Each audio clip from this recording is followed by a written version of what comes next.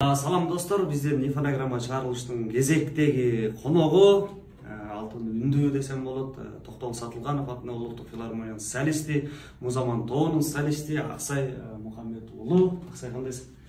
Жакшы, тен соолук, жакшы. Рахмат, макул болгоноңорго рахмат. Анда сенин көрөрмандарың да бар, угармандарың да бар. Ошол адамдарга ыр тартуулайлы.